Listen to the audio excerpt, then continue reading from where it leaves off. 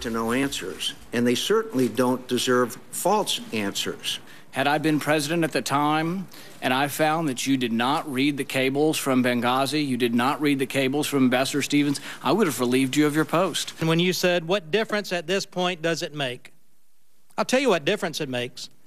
It makes a difference when Americans think they were misled. During your tenure, you've steered us through economic crisis in Europe, changing relations with Asia, regime change in the Arab world, a momentous transition in Libya. You are a hero to many, especially women, and you seem to bring out these deep aspirations. I salute you, and I look ahead to 2016. From Paul.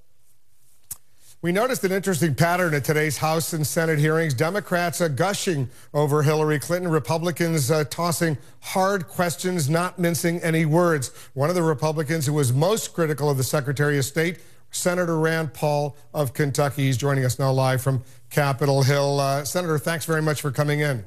Thank you. Surprise, surprise, Republicans and Democrats had different viewpoints on this. No, I'm not surprised, but I was surprised a little bit about how tough you were, not just a little bit. One of the lines jumped out at me specifically, and I'll read it to you. He said, I think that ultimately, with you leaving, you accept the culpability. Then you said, for the worst tragedy since 9/11, and I really mean that. What do you mean, the worst tragedy since 9/11? I think the worst diplomatic and security and intelligence tragedy, excluding the wars, of course. But I think it was really a judgment failure on her part, and she's in charge of the State Department. I think this problem's not over. I think in Libya, the Defense Department should be in charge of security. I think a military commander should be in charge. And this is not the same as the embassy in Paris or the embassy in Vienna. This is a war zone, and I think it was a mistaken judgment on her part. And it was also a mistaken judgment on her part not to read the pleas for help, the pleas for more security, and then to have the State Department turn down this security.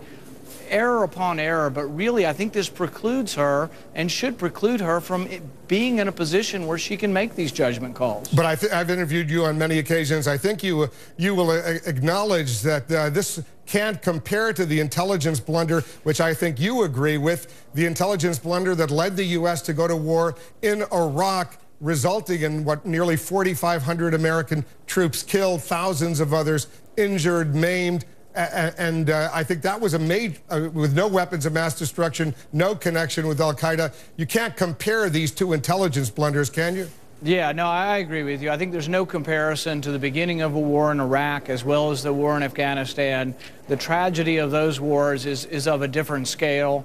And I guess we're talking more about a diplomatic mission than we are talking about the beginning of the war. Because I remember during those years, did you call on the president, President Bush, or Secretary of Defense Cheney, or others to give up their duties, to be relieved of their duties because of that blunder? Yeah, I was always opposed to the war in Iraq and have spoken out against the war in Iraq and have spoken out against the intelligence failures. So I think I've been somewhat equally critical of both parties on these things. But I really do think that we've missed the boat on Benghazi because we've been talking about whether or not it had something to do with a film afterwards. My complaint has always been about, in the year in advance of these attacks, why wasn't there significant security provided, and why were the repeated requests for more security turned down? And I think those were serious judgment errors on Secretary Clinton, and I think on her part, and I think she really has to accept responsibility, and I'm glad she has. She had a very tough exchange with your colleague from Wisconsin, Senator Johnson. I'm going to play her reaction to what he was asking her about what was going on. Listen to this. With all due respect, the fact is we had 4 dead Americans. Was it because of a protest, or was it because of guys out for a walk one night who decided they'd go kill some Americans? What difference at this point does it make? It is our job to figure out what happened and do everything we can to prevent it from ever happening again, Senator.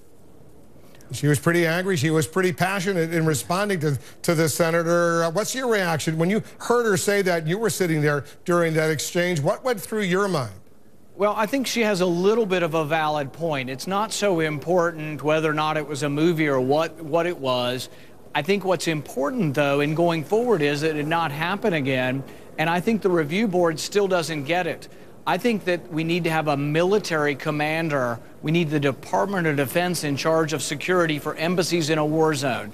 And nobody has recommended that, and I think that's where the ultimate failure is. So she has a point about the movie and all of that, I think doesn't matter so much, but what we do forward on security for Libya or for other war-torn countries, I don't think we can treat them like the embassy in Paris, and I still don't think that realization has sunk in at the State Department. I'm fearful this tragedy could be reproduced or could happen again. Are you ready to appropriate more funds for diplomatic security?